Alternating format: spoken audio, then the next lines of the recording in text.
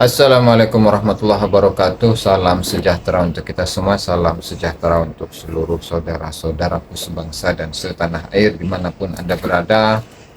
Kembali lagi bersama dengan saya Abdul Aziz Jazuli di channel ini, dan pada kesempatan kali ini saya akan mengulas mengenai bagaimana pandangan dari Van den Berg ya. Dan kita sudah tahu semua siapa itu Van den Berg, yang merupakan katanya bahwa Van den Berg itu adalah orang yang lebih tahu mengenai Hadramut dibandingkan dengan orang Hadramut sendiri. Katanya seperti itu katanya. Kemudian dalam bukunya itu beliau menjelaskan tentang siapa itu Habib, kemudian bagaimana nasab mereka. Bahkan tidak hanya itu. Tidak hanya itu, tetapi beliau pun juga menjelaskan tentang siapa saja keluarganya Abdul Malik Az-Zomat Khan, yang merupakan Wali Songo gitu ya, yang merupakan leluhur dari Wali Songo, yang merupakan leluhur dari Wali Songo. Nah, coba kita simak bersama-sama nih ya. Kita simak bersama-sama bagaimana statement dari Bapak Rizik Syihab ketika menyampaikan ceramahnya ya di kalangan masyarakat dan menjelaskan tentang leluhur dari Wali Songo yang katanya adalah Abdul Malik ya. Abdul Malik bersama wali-wali Songo yang lainnya, seluruh wali Songo 99-nya saudara merupakan keturunan daripada Amir Abdul Malik. Siapa itu Amir Abdul Malik? Tidak lain dan tidak bukan adalah keturunan dari Al-Imam Muhammad Shaqib Mirbad. Siapa itu beliau? Tidak lain dan tidak bukan merupakan keluarga besar Ba'alwi yang berasal daripada keturunan Al-Imam Ubaidillah Ibnu Ahmad bin Isa Al-Muhajir radhiyallahu anhum al-haq. Oke, kita perkenalkan terlebih dahulu ini Van den Berg ya, bukunya ini Van den Berg yang berjudul Hadramut dan Koloni Arab di Nusantara. Van den Berg. Dan Van den Berg ini pandangannya atau pendapatnya itu dikutip oleh Habib Muhammad Dia Syahab dalam catatan kaki atas kitab Syamsul Dhahirah. Ada di sini nih. Silahkan Anda buka di halaman 522 yang di sana menyebutkan qala al-mustasyrik al-Hollandi Van den Berg fi kitabihi al-mustawtanat al-arabiyyah fil hindi syarqiyah. Kemudian beliau mengatakan fa inna usrata Abdul Malik mawjudatun bil Hindi, bahwa keluarga dari Abdul Malik itu ada di India, wa tulaqabu hunaka bi al-Azamat Khan, dan di sana digelari dengan gelar Azamat Khan. Lalu tentu kita harus menelusuri dong bagaimana sumber yang digunakan oleh Van den Berg dalam menguraikan tentang hal itu ya. Dan di sini kita akan menyimpulkan dengan sebuah kesimpulan bahwa Van den Berg itu tidak kemana-mana. Van den Berg itu yang tadi dikatakan sebagai seorang yang paling mengerti atau lebih mengerti tentang Hadramut daripada orang Hadramut sendiri ya. Kita simak nih di halaman 2, silahkan buka. Di halaman 2 beliau ketika menguraikan tentang apa saja yang menjadi sumber-sumber dalam penulisan buku yang beliau susun ya. Oke, tanpa berpretensi bahwa buku saya akan mengisi seluruh rumpang di dalam ilmu itu, akan terlihat pada halaman-halaman berikut ini bahwa dalam ilmu bahwa tanpa meninggalkan Nusantara saya telah berhasil mencari keterangan mengenai Hadramut secara sangat cermat. Saya yakin dapat mempercayai keterangan itu mengingat pemerolehannya bukan dari satu orang melainkan dari sejumlah besar orang Arab yang sebagian besar menjawab pertanyaan-pertanyaan saya tanpa berkonsultasi di antara mereka. Hasilnya, jawaban yang satu sekaligus berguna untuk mengecek jawaban yang lain. Dengan cara itu, segala sesuatu yang telah diceritakan kepada saya telah dinilai sekritis mungkin. Meskipun demikian, karena saya tidak mengunjungi Hadramut, apa yang akan saya tulis mengenai negeri ini? Negeri itu pada dasarnya merupakan informasi dari tangan kedua. Jadi beliau tidak mendapatkan informasi tentang Hadramut secara langsung di Hadramut itu sendiri, tetapi melalui tangan kedua alias sumber sekunder gitu ya, ketika ada penelitian tentang Hadramut. Nah, kemudian bagaimana pandangan dari Senok Horgronyo lagi, Vandenberg tentang Habib. Nah, beliau menyatakan di sini nih, golongan Sayyid adalah keturunan Al-Husain, cucu Muhammad. Mereka bergelar Habib, jamak Habaib, dan anak perempuan mereka Habibah. Kata Sayyid, jamak Sadah, feminim Syarifah, hanya digunakan sebagai atribut atau keterangan dan bukan sebagai gelar. Artinya beliau memang, Vandenberg itu memang menilai bahwa Habib itu adalah Sayyid gitu ya. Nah, hanya saja ketika Vandenberg ini mengkritisi bagaimana kesejarahan yang disusun oleh kalangan Ba'alawi itu sendiri, ya, beliau itu menegaskan bahwa apa yang dituliskan oleh para sejarawan dari kalangan Ba'alawi itu sendiri itu adalah sebuah legenda yang disusun di masa modern. Artinya tidak bisa dibuktikan dong kenyataannya atau kesejarahannya secara data gitu ya. Nah, langsung saja ini saya bukakan. Silahkan Anda buka di halaman 34. Oke. Nenek moyang golongan Sayyid di Hadramut adalah seorang yang bernama Ahmad bin Isa yang dijuluki Al-Muhajir, yang menurut tradisi telah menetap di negeri itu selama 10 abad. Ia berasal dari Basra maksudnya, dan pindah bersama nenek moyang ke-80 keluarga yang baru saja saya sebutkan. Saya menilai bahwa legenda kepindahan mereka tidak menarik untuk dikisahkan di sini. Apalagi tampaknya legenda itu berasal dari zaman modern. Berarti legenda itu hanya dibikin-bikin pada zaman modern, seolah-olah menggambarkan kisah-kisah atau cerita-cerita masa lalu, seolah-olah cerita masa lalu itu adalah sebuah kenyataan. Karena beliau mengilustrasikannya, menuliskannya adalah dengan legenda, dengan redaksi legenda dan bukan sejarah. Itu sehingga apa yang diklaim selama ini itu belum bisa dibuktikan secara fakta, ya. Oke. Itu untuk kesejarahan dari Ahmad bin Isa. Kemudian selanjutnya, kalau kita melihat dari silsilah atau genealogi dari Ahmad bin Isa itu siapa sih sebenarnya?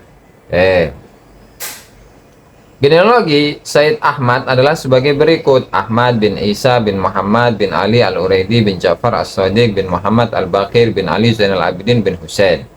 Nah, untuk membedakan dengan golongan Sayyid yang lain, mereka yang menetap di Hadramut disebut keturunan Alwi, cucu Ahmad bin Isa.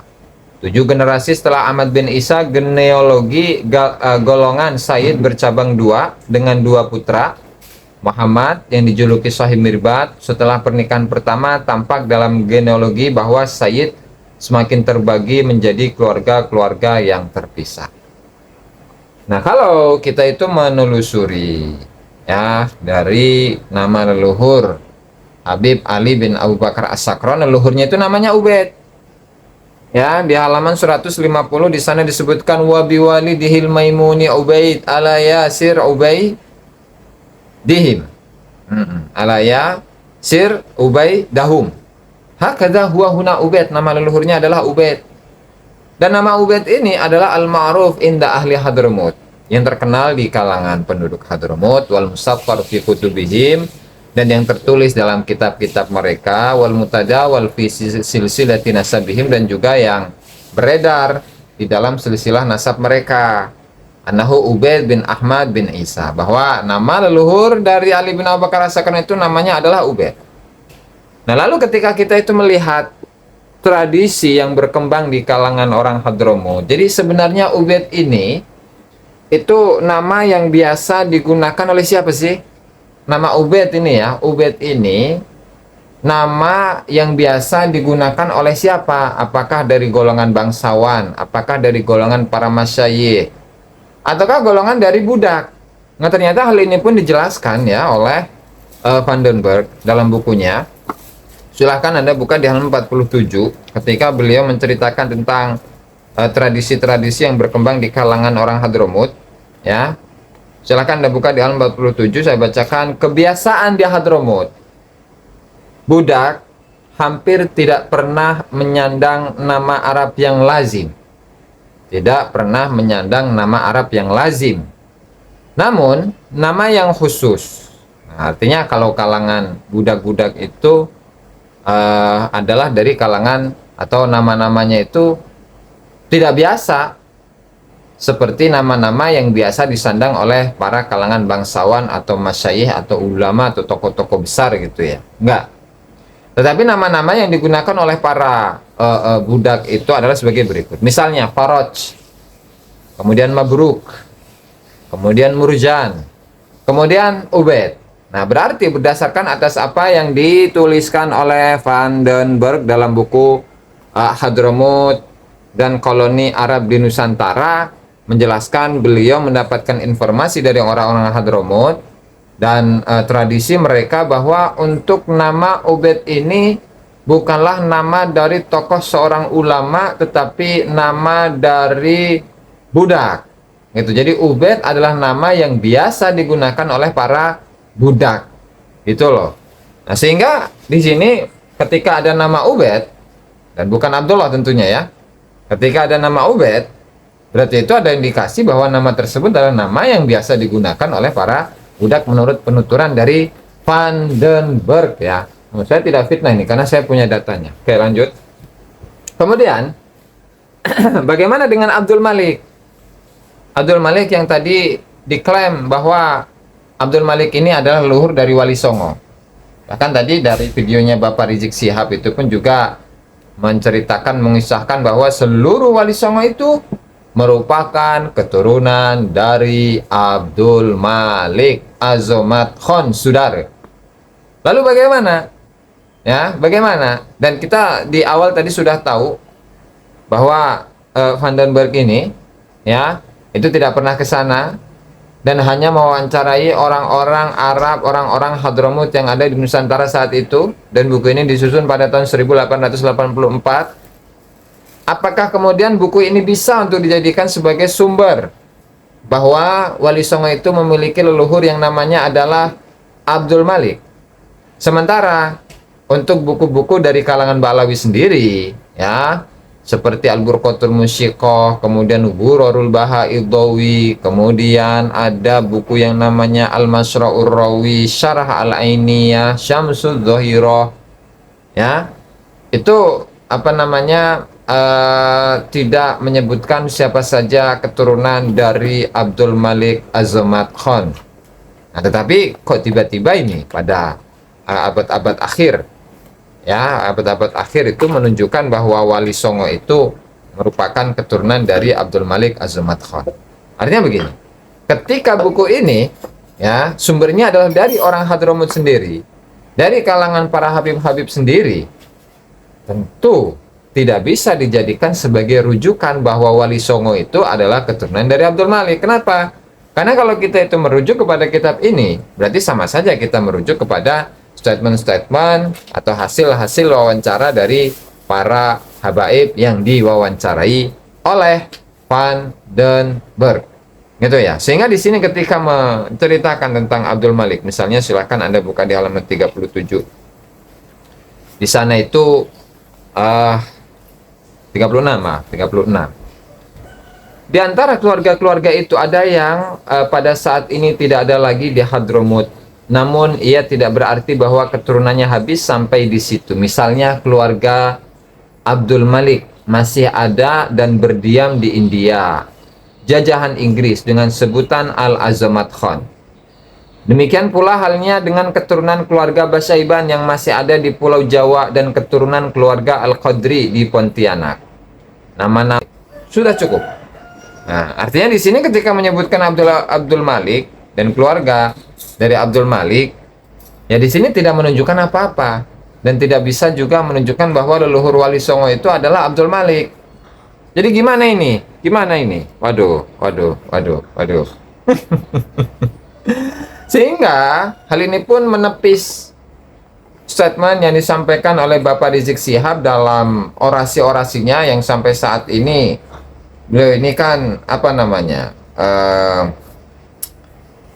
safari dakwah ke beberapa tempat, ke beberapa daerah yang katanya ingin meluruskan sejarah dari Wali Songo. Bukan meluruskan sejarah, tapi kata itu adalah mengacak-acak sejarah. Jadi kelompok Kiai Haji Madudin yang dituduh sebagai orang yang mengacak-acak sejarahnya Wali Songo, itu kebalik. Beliau sendiri, ya, Bapak Rizik Syihab sendiri yang mengacak-acak sejarah dari Wali Songo. Kenapa? Ya karena memang data dari Ba'alawi itu sendiri itu tidak menyebutkan bahwa Abdul Malik itu menurunkan Wali Songo. Ya, seperti statement yang pernah disampaikan oleh beberapa Habib itu. Habib siapa almarhum itu Ali Din As-Segaf. Kemudian mengutip dari Habib Ali bin Ja'far As-Segaf yang ketika mencatatkan Abdul Malik ke bawahnya nggak ada. Ya.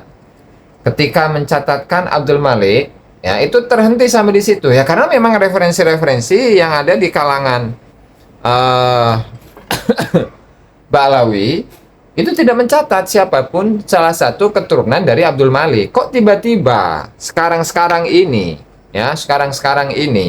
malah disebut bahwa Wali Songo itu adalah keluarganya Abdul Malik Az-Zumat Khan. Nah, padahal saya juga akan menyampaikan suatu data bagaimana di saat itu kalangan habaib sendiri ketika bertemu dengan beberapa keluarga dari keturunan Kesultanan Cirebon ya. Itu loh tidak diakui oleh para habaib. Saat itu di tahun 1884 ya atau setelahnya atau sebelumnya sedikit lah. Sebentar ya. Saya akan mencarikan data tersebut. Nah, nih silahkan Anda buka di halaman 145. Ini ya. 145. Kedua pihak menganggap perkawinan di antara mereka sebagai perkawinan dengan orang yang tidak sederajat. Sayyid atau Habib tidak mengakui genealogi keluarga Sultan. Tuh, dengar tuh. Sayyid atau Habib tidak mengakui genealogi keluarga Sultan. Ini Cirebon ini ya. Sedangkan Sultan menganggap gelar Sayyid lebih rendah daripada gelar Jawa. Tidak diketahui apakah hubungan yang tak bersahabat itu sudah ada sejak lama. Yang pasti, genealogi para sultan memperlihatkan bahwa para putra Sunan Gunung Jati, artinya generasi pertama, sudah menyandang nama dan gelar Jawa dan bukan Arab. Hal itu yang dipertegas oleh inskripsi di makam yang terdapat di Bukit Jati. Sehingga aneh sekarang. Ada Duriyah Wali Songo atau yang mengakulah sebagai Duriyah Wali Songo, dia itu malah membela mati-matian bahwa nasabnya itu bersambung kepada Ba'alawi, sementara yang sudah ada di masa lalu ini yang diceritakan oleh Vandenberg sendiri, keluarga kesultanan itu memang sudah tidak harmonis gitu tuh, apalagi menyambungkan nasabnya, apalagi menganggap bahwa leluhur mereka adalah leluhur yang sama. Ini kan aneh gitu, saudara ya. Masya Allah.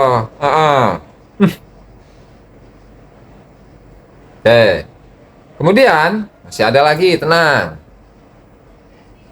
Kemudian di halaman 129 ini pun juga disampaikan bahwa Babat Tanah Jawi juga memuat nama dan genealogi orang Arab yang pada abad ke-15 paling berperan menjatuhkan kekuasaan Hindu.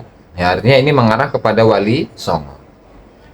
Genealogi itu meskipun sebagian hanya legenda, memperlihatkan bahwa bangsa Arab menganggap diri Sayyid meskipun dari garis keturunan yang berbeda dengan Arab Hadramut. Atau paling tidak, orang Jawa menganggap mereka Sayyid. Hanya satu yang anggota keluarga Abbasiyah. Dari nama-nama tempat asal orang Arab yang kurang dapat dipercaya kebenarannya, menurut Babat Tanah Jawi, masih memperlihatkan bahwa mereka berasal dari tepi Laut Merah, Teluk Persia, dan bukan dari Hadramut. Ya, ini penuturan dari Vandenberg tentang Wali Songo ya. Dengan mengacu kepada Babat Tanah Jawi. Nah, sehingga udahlah. Kenapa harus memaksakan diri? ya, memaksakan bahwa Wali Songo itu merupakan anak turun dari Abdul Malik Azumat Khan Ba'lawi. Kan dari sini juga sudah jelas gitu ya, saudara, masalah. Aduh. Aduh, aduh, aduh, aduh, aduh. Ya gitu ya. Subhanallah.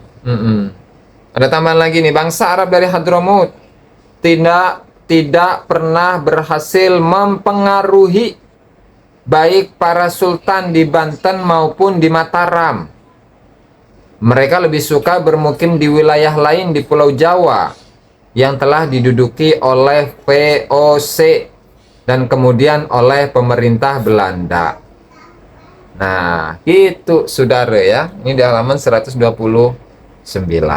Nah, sehingga apa yang saya sampaikan tadi dari beberapa bukti-bukti yang disampaikan oleh Vandenberg dalam bukunya itu menegaskan bahwa apa yang disampaikan di dalam ta'liq atau catatan kaki atas kitab Syamsul Dhuhirah karya dari Habib Muhammad Ya Syahab, bahwa seolah-olah Vandenberg itu menyebutkan versi nasab dari Wali Songo bahwa Abdul Malik itu merupakan leluhur dari Wali Songo itu adalah kurang tepat, ya, kurang tepat. Kenapa?